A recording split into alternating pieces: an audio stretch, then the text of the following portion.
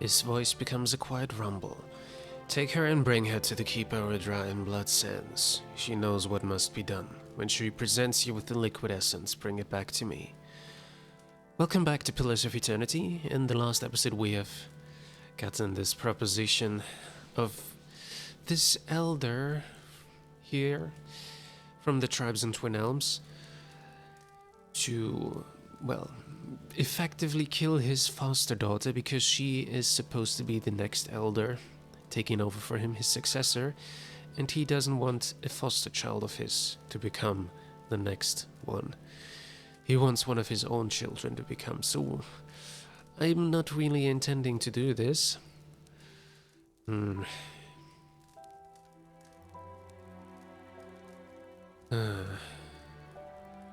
What will Keeper Widra do with the child? His scarred face twists again. Have you seen the rituals of Blood Sands? She will sacrifice her. It is the only way to distill her essence. Be easier to kill this fella and distill his essence. The All-in Child? Go on. I don't see why you need me to do this. Because I cannot do it without attracting undue attention, he frowns. I don't relish passing my own burdens on to another, but this will incite war between our tribes if I am caught. How can you possibly expect to get away with this?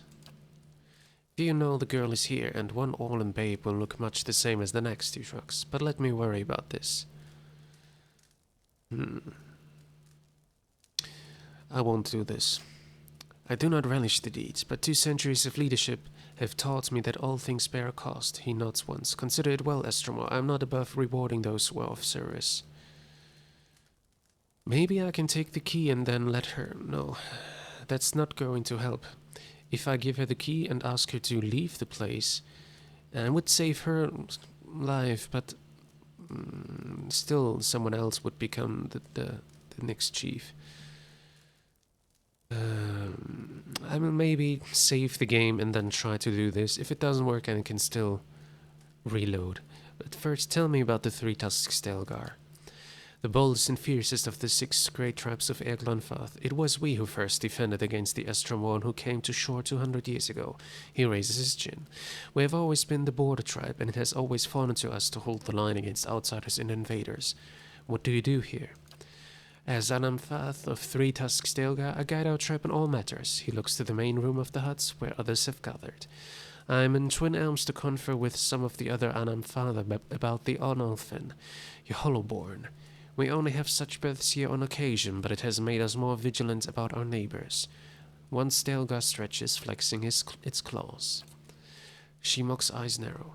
There are some of us who believe your Onolfin to be a punishment for the defilement of the builder's sites. Others say it's a plague carried by the Estromorn. People make it what they want it to be, and when it ends, if it ends, they'll make up reasons for that too. Goodbye. Fetch the All-in Child from a house in southeast Harfstrong. Okay, but I need the key for that, right? Let me save the game here. It seems like we have the key already. At least we have the quest to do this. Who's that? Liras, a young man approaches you with a swift and purposeful stride. While you've never met him before, he has the same stern, wild look as Shimok. He doesn't speak until he's right next to you. When he does, his voice is quiet. Wait, I saw you speaking with my father. What's this about? He glances back at the room with Shimok. He's asked you to sacrifice Vela, hasn't he? He grits his teeth. Maybe he's right about 3 Tusk Stelgar growing weak. But if this is the price of strength, it isn't worth it. The tribes have survived this long because we've stuck together. A voice of reason. It's a wonder Shimok didn't feed him to his Stelgars. Do you have another idea? He frowns. There's an herbalist among the Ovates of the Golden Grove. Bleda, that's her name. They all gather southeast of here by the river. She could brew a poison. Shimok wouldn't know the difference until it's too late. There's the family resemblance. Why not just return this child to her birth parents? That's what I wanted to do. It's complicated. A child sent to be fostered by another tribe isn't allowed to return. Unfortunately, explaining that we are shielding her from my father would make matters much worse for both tribes. He tugs at a thin braid. Let me guess, if Shimak dies, you're next in line. It's not like that. The Rio have already determined that my soul isn't strong enough. Whoever follows my father, it won't be me. No, it will be the daughter, of course. I know.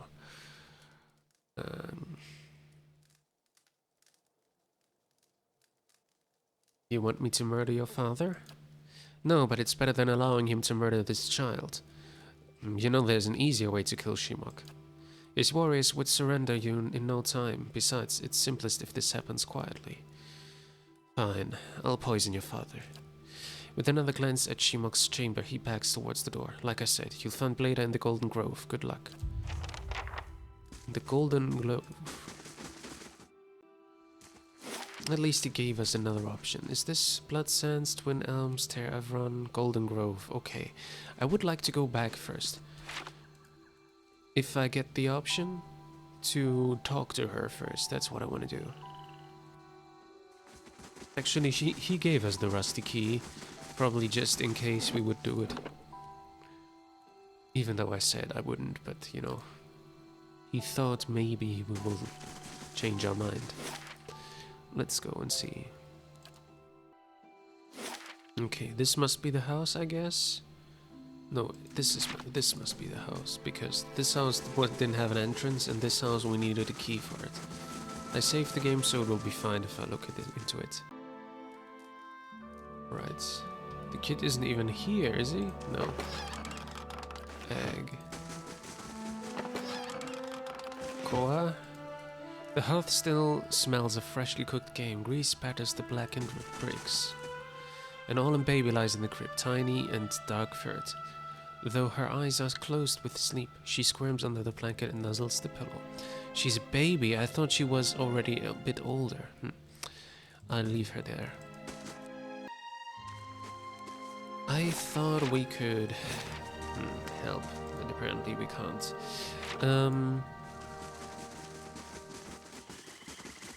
But when the father dies, obviously she can't be the new leader. She's a baby, so I guess still his son will take over until she's old enough, most probably. Okay, let me first go into Red Blood Sands. Because, you know, I want to look around a bit before we go to the Golden Grove at last. The Twin Elms.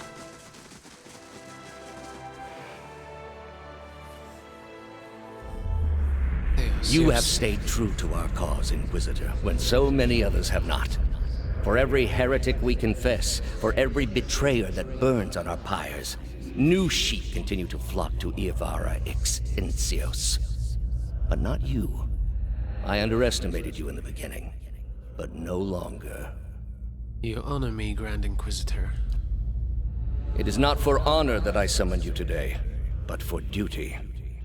Too many of our own have confessed upon the wheel and the rack and the flame. Too many of our faithful have had their minds poisoned by the Kratom witch. The tide is against us now. We have but one option. Iavara's following must see her exposed for what she is. She must confess her heresy before my court. How would we reach her? Not in Kratom, surely. Their lord has embraced her heathen faith and protects her with his army. But in Oceanus, things would be different. The king of Oceanus is a sinful man. We have helped him to see the error of his ways, and now he fears for his soul. He would pay any price for absolution. But how would we get Iavara to move to Oceanus? You have already done much for the Inquisition. I wouldn't ask this were there any other choice. Theus puts his hand on your shoulder. Yeah. Hey there. We've seen something else that happened. Interesting.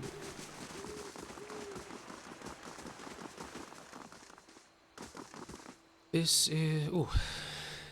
One cutscene after the other.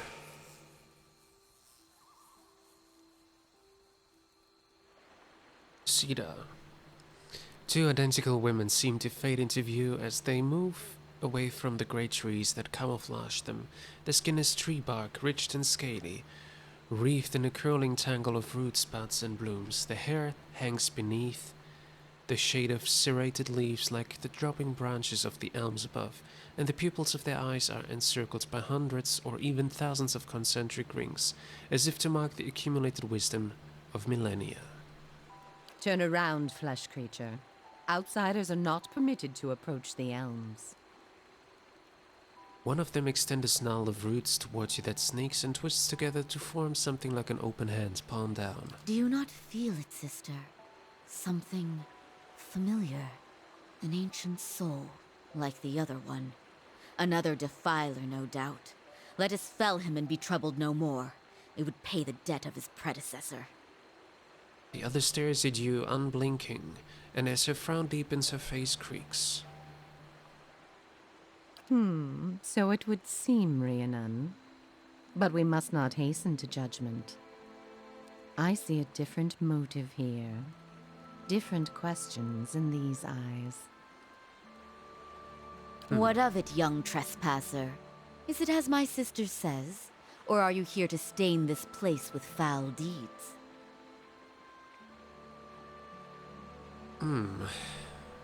Well, let me see what options we have.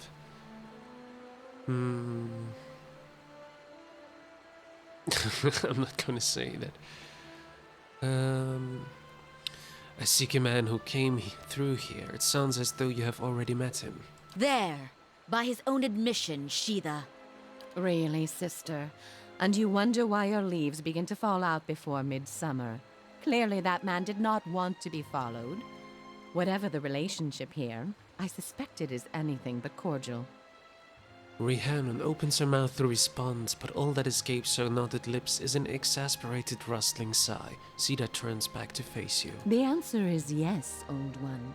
We crossed paths with Theos not long ago, and we can tell you where he went.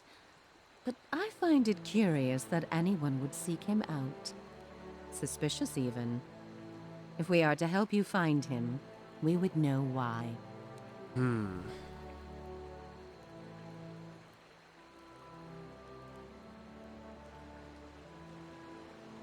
Stopping him might end Waidwen's legacy. So that is the reason he passed this way. This is low, even for the Leaden Key. I told you we should have confronted him, Sîdha.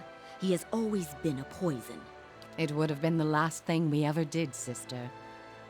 Who can be said to have ever gotten the better of Theos?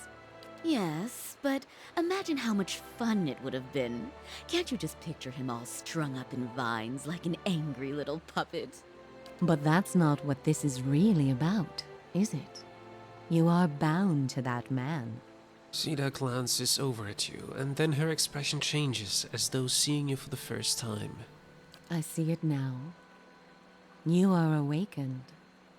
Your soul is awake, and something once buried deep now wells to the surface.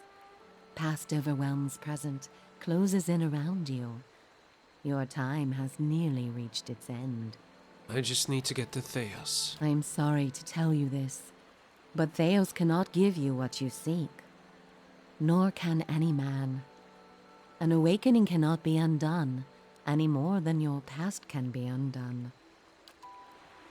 What you mean? I thought Merwold said. Elof's face is rigid. This is permanent? Sagani's gaze flickers to you. I'm sorry.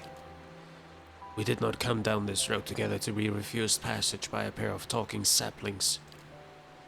Ma dicho, there must be some way. So this has all been for nothing, and I'm going to lose my mind. The soul is formless without a past to shape it.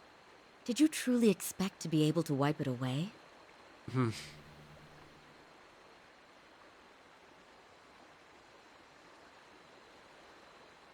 I would live with it if I could. That is the penance we all pay. But penance cannot be paid for a past only known in fragments and glimpses. However, as much as my sister speaks truly that there is no way back from an awakening, there may yet be a way forward. Would you agree, Sîdha? I would. Were the way not so likely to end in death. I think you may underestimate me. Or perhaps you underestimate your foe, old one. Where your soul is renewed in its ignorance in each span of your life, his only grows in cunning and resolve. The man Theos you must already know by now. You are linked by a common past. Something about it lingers within you, festering, unresolved. What it is I cannot see any more than you. And without that knowledge, your doom is certain. In my past, there's something with Theos. Interesting. Didn't expect that. But were you to learn the source of this discord, perhaps it could be put to rest. Though it is equally possible it will trouble you as much now as it did then, and merely speed your condition to its end. My past comes to me in pieces. How do I unlock this rest? You might wait for it to come on its own, of course. But when it comes, it will replace your sanity's last breath. Such is the nature of your condition. Or you could learn it from someone who already knows. Theos, would he remember? It is said the gods made his memory perfect, that he may never forget his charge. If he ever knew, he still does. Not that he would tell you, of course. You have followed the right person for the wrong reason, it seems. We see it often beneath the elms. The soul dragging mind and body to unknown places for unfathomable reasons. You may have wandered into Theos's path many times, in many lifetimes, without an awakening to show you why. The only thing that's certain is you did not find what you sought. You said you know where he went. He has gone down beneath the tower to a place older than we, where the people of Engwith once walked. He makes his way to the buried city, Sun and Shadow. May he stay down there and rot with the remains of his people. He may yet. He won't be returning the way he came, that much is certain. He opened a secret path in the tower's base, and saw it destroyed behind him through some vile means. Is there another way to get to him? We know of one. On the burial isle, through the court of the penitents, Braeth Yaman. A shortcut, in fact. Don't be cruel, sister. The way my sister speaks of is not for the faint of heart. A great pit at the center of a forgotten court, where faiths were judged in place of crimes.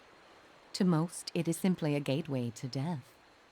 With the help of the gods, it can take you where you want to go.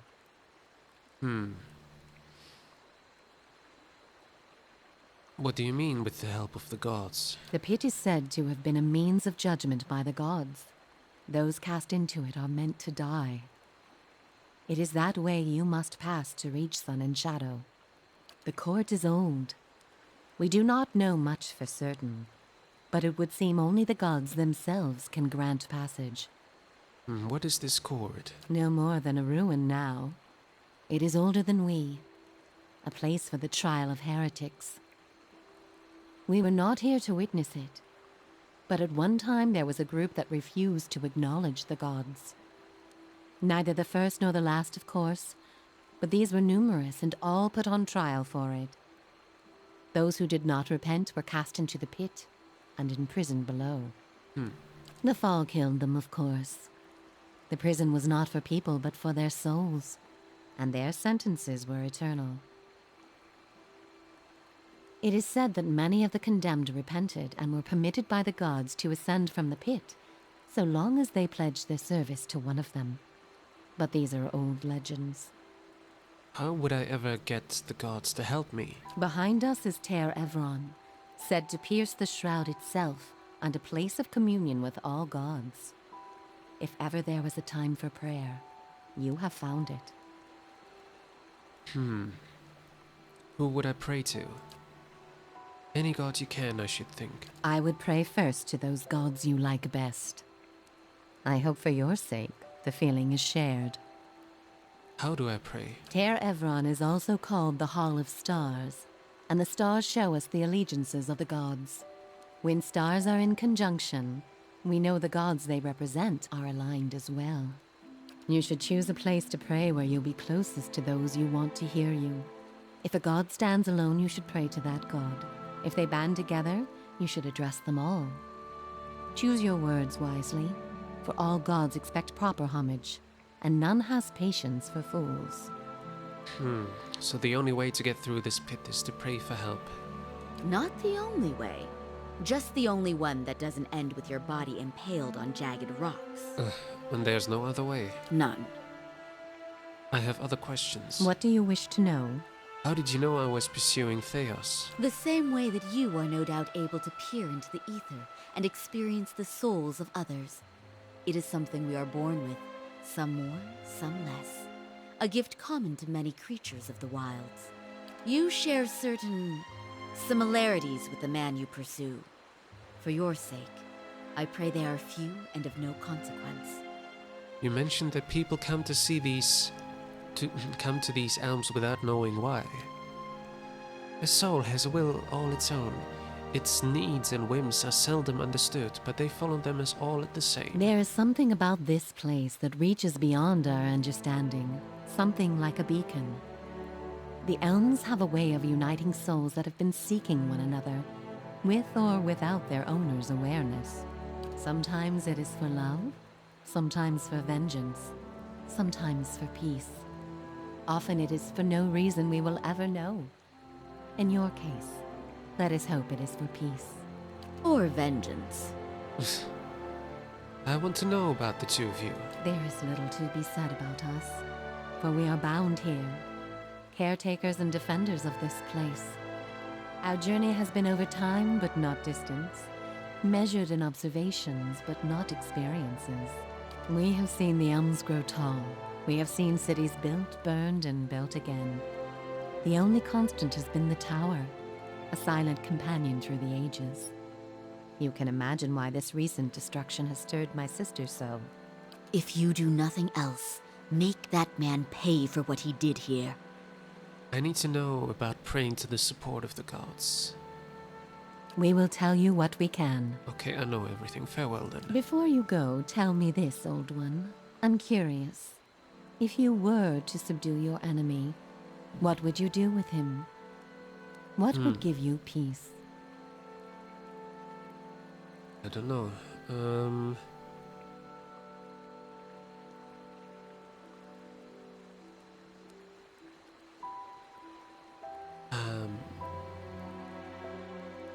I wish to undo the harm he's caused.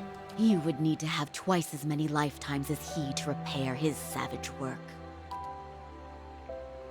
But perhaps there are strides you can make. All the same, think on this matter. Be assured in your course.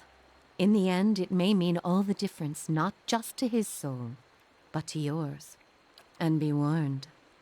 Some questions have answers that can never be learned, and it is those that trouble the soul above all others.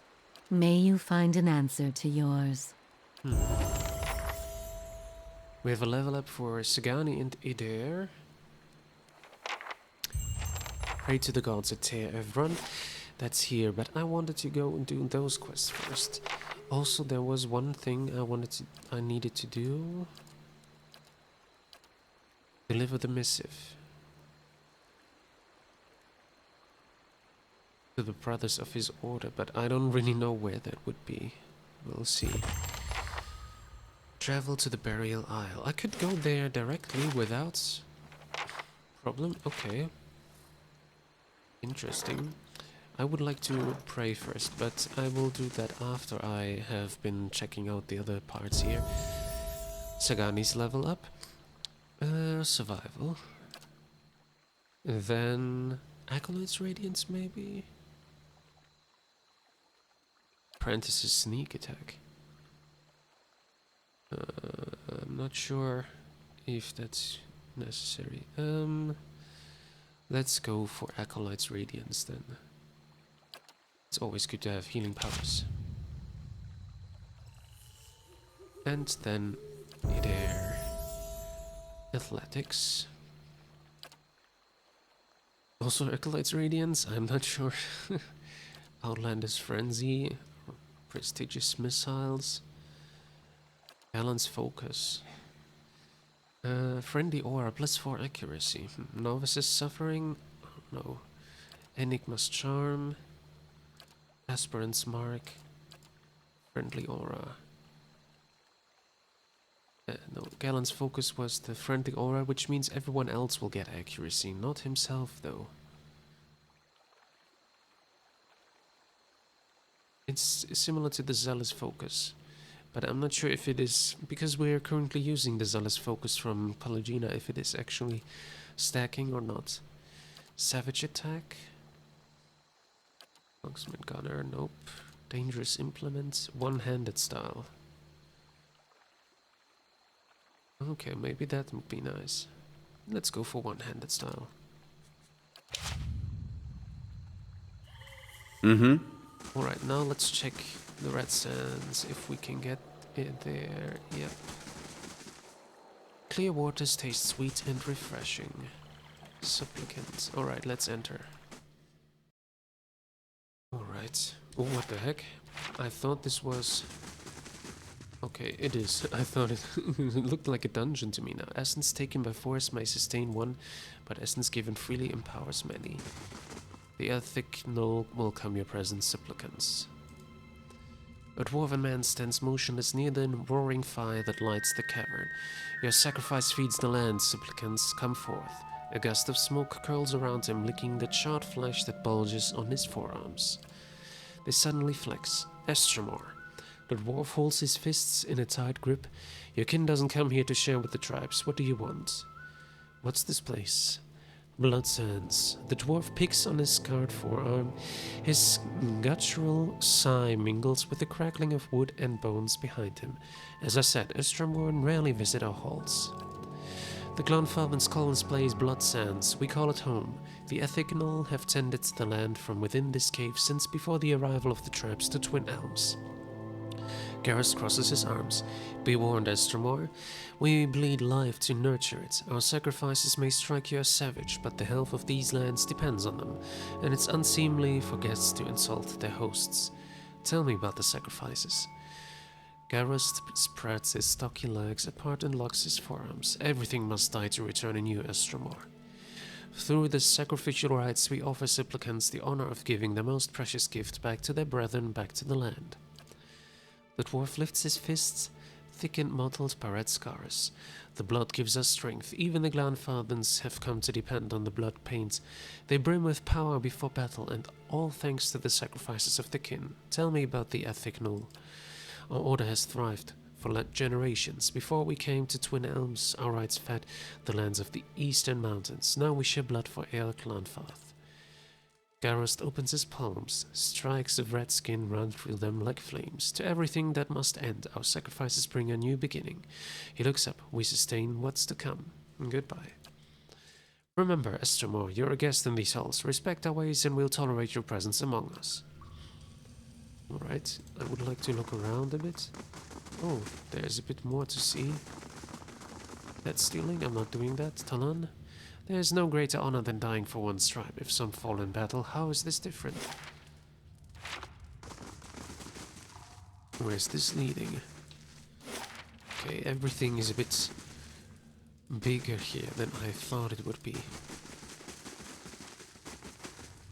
Alright. Just looking around here. Interesting that this is like so dark, everything. Keeper Woodrow. Many blessings, traveler. The elderly dwarf blinks at you, not quite looking at you. Her eyes are pale and clouded with cataracts. Welcome to Blood Sands. It is rare that an Estremor sets foot in these caverns. Her sightless eyes fix on you as she tilts her head. What brings you here, I wonder? What do you do here? I sell and maintain certain goods for the preservation of our order, and I perform some of our ritual sacrifices. Something more? How do these sacrifices work? Like any worthwhile ritual, it's too complex to explain in detail. It involves clotting the supplicant's essence, binding it to their life's blood, and drawing it into a container or vessel. Tell me about Blood Sands. This the raw, bloody heart of Glanfath, where some come to give their essence back to their people. Her dry lips bend into a sardonic grin, where others seek a noble escape from their trials. The legacy of the builders to the tribes was not merely Ardra and stone, but a sense of community, and it is here that Glanfathens come to sacrifice what is most precious, even their own lives, to preserve it. I'd like to see what you have for sale. Alright, Can I sell you things? Okay, there's not much to sell. Just a little bit. I can sell the cats, because I have a cat, I don't need another one. Flask of war paint. Accuracy, damage, maximum endurance. Holy hell, this is all... This is really nice, but it's not what I need. Actually, yeah, interesting things, but I don't use any potions at all, so... Let's do this. And we're good. Alright, I will end this episode now. In the next one we'll be exploring Blood Sands a bit more.